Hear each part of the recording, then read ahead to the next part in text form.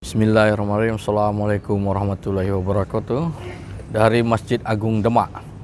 Ini adalah wilayah pertama, kesultanan pertama di negeri Jawa.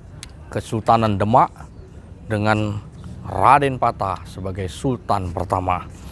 Nah, jadi dari Demak ini kita bisa melihat bagaimana tata cara terbentuknya sultannya. Jadi Demak ini adalah Raden Patah ditunjuk menjadi sultan dengan kesepakatan para ahlul ahli wal ad. Nah, itu adalah para wali songo. Jadi wali songo menunjuk Raden Patah sebagai sultan Demak, dan ini adalah kesultanan pertama.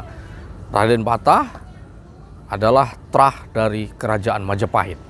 Nah, beliau adalah adipati Majapahit di wilayah Demak, yang kemudian karena beliau sudah muslim, maka dia diangkat sebagai sultan oleh ahlul ali wal ad. Pola yang sama itu terjadi di Cirebon, di mana Sunan Gunung Jati itu menjadi sultan pertama di negeri baratnya Jawa. Jadi di Demak adalah Raden Patah sebagai sultan, di Cirebon Sunan Gunung Jati sebagai sultan. Sunan Gunung Jati ini juga didapuk oleh ahlul ali wal ad, dan kemudian mengangkat dirinya sebagai sultan Cirebon dan menegakkan syariat dan hakikat. Inti dari perjalanan ini adalah bahwa kesultanan itu adalah proses tegaknya syariat Islam di Nusantara ini, khususnya di negeri Jawa, itu memiliki 3 metode.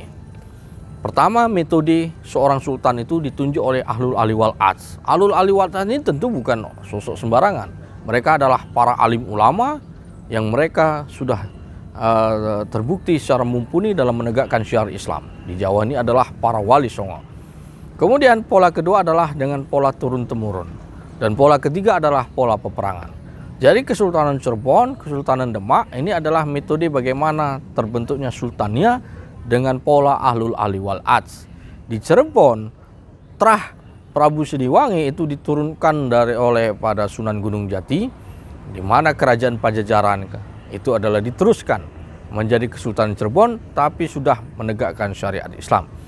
Sementara di timur sini, trah Majapahit itu diteruskan oleh Kesultanan Demak dan kemudian sampai ke Pajang, dan kemudian membesar lagi menjadi Kesultanan Mataram. Nah, jadi dari baratnya Jawa dan timurnya Jawa ini kemudian Islam membesar. Nah, sementara di wilayah Sumatera dan wilayah timur itu kesultanan sudah lebih dulu eksis. Nah, dari sini menunjukkan bagaimana pola tradisi penegakan sultania atau kesultanan itu berlangsung sejak era dulu yang sudah ditunjukkan oleh ulama-ulama terdahulu kita. Nah, inilah yang tidak boleh ditinggalkan oleh kaum muslimin. Pola kesultanan adalah di mana tempat kaum muslimin itu berjemaah di bawah seorang ulil amri minkum di wilayahnya masing-masing. Jadi kesultanan ini adalah makna bahwa kita membayar zakat pada seorang sultan, pada ulil amri minkum. Nah, untuk menegaknya kesultanan kita tidak harus dengan pola harus ada khalifah sedunia lebih dulu. Nah, teori demikian ini tidak bisa digunakan, melainkan sebagaimana yang berlangsung di negeri Jawa ini yang sudah ditunjukkan oleh para wali songo dalam membangun Kesultanan Demak. Alul ali wal ad, maka menunjuk seorang sultan, maka terjadilah masyarakat dengan berbondong-bondong berjemaah. Yang menjadi pusat pemerintahannya adalah Masjid Demak ini.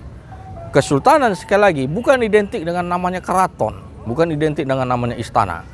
Era abad 18 ke atas lah baru kesultanan-kesultanan itu selalu diidentikan dengan keraton. Tidak semua kesultanan itu memiliki keraton. Sultanan Demak itu tidak memiliki keraton. Kesultanan Aceh Darussalam itu tidak memiliki keraton. Kesultanan yang lain.